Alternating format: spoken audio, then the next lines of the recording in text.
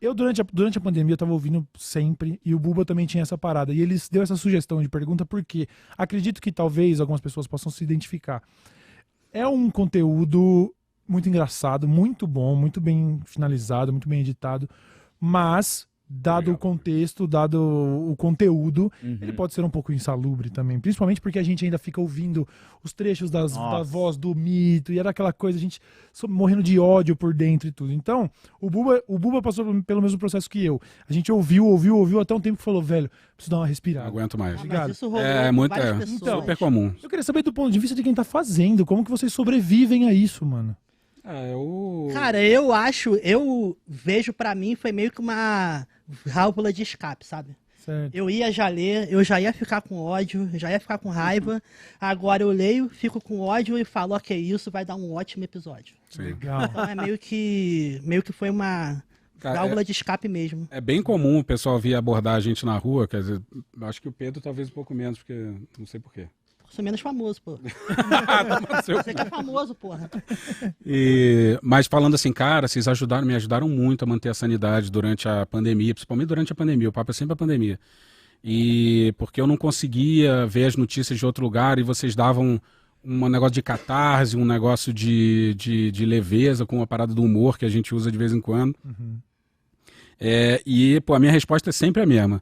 Cara, você não sabe o quanto que ajudou a gente também. Dá um senso de propósito, de que a gente estava fazendo o que a gente podia, a gente estava fazendo alguma coisa, parece que eu estava fazendo, promovendo a revolução, não era isso, mas a gente estava fazendo o que a gente podia, alguma coisa a gente estava fazendo.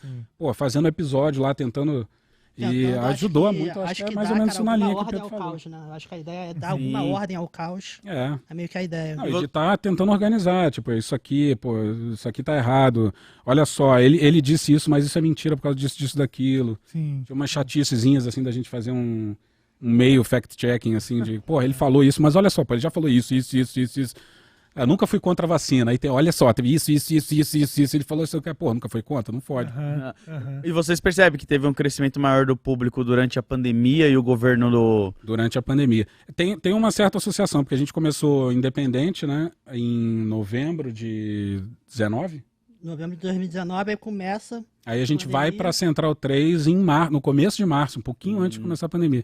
E aí foi ali, mistura de Central 3 com pandemia. Sim. E aí eu acho que foram pegando e... As cagadas toda do governo também, que dá muita pauta, dá muita, né? Diária, né? Mais algo que pra gente, cara, é maluco, que nesse ano a gente tá com mais ouvintes do que no último. Caraca. Olha aí. Isso é bom. A gente já tava cara, dizendo, a gente vai ficar com menos ouvintes, 10% a menos, 20%. A gente aumentou. A gente estava preocupado com isso, de que vai virar o governo e vai... Porque tinha certo assim, o medo e delírio era uma espécie, mais ou menos, né, uma espécie de lugar onde as pessoas que odeiam o Bolsonaro vão se reunir. Né? Sim. E aí, agora que não tem mais motivo, mas continua tendo motivo pra odiar ele, continua, cara. É função da imprensa ficar enchendo o saco do E tem a galera que eu acredito que se converteu também, né? Que deve ter, pra ter aumentado esse número de pessoas aí. Uma galera que largou, falou, mano, esse cara era maluco. Ouvindo esse podcast, eu consegui ter uma noção melhor. Isso aí a gente já viu que, cara, a gente tem alguns eleitores do Partido Novo. Aí. E olha que a gente esculacha o Novo. Mas apesar dele ser diferente, top e moderno. Tipo, cara, eu ouvi já algumas vezes dizendo, cara, votei nele, eu me arrependo, mas eu ouço vocês e, cara, mudei de ideia e tal. Então, isso tem mesmo, tem essa... Eu vejo dessa maneira agora que vocês estão falando, porque a gente tinha essa preocupação, e acho que a gente já até comentou sobre isso anteriormente, sobre como as nossas pautas também giraram muito em torno do governo Bolsonaro, e existia esse medo, a gente queria muito que o homem saísse de lá, a gente fez tudo que a gente podia também pra ajudar a tentar tirar esse verme de lá. Mas e aí, né? Ficava aquela relação meio Coringa-Batman, né? Tipo, e aí? Agora não temos o grande vilão.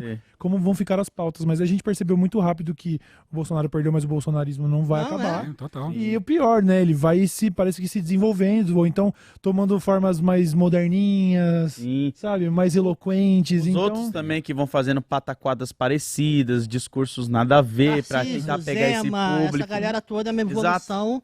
E acho que o exemplo mais claro talvez seja, cara, bancada evangélica. Tipo, Aham. os caras estão cada vez mais fortes, eles ainda vão ficar ainda mais fortes.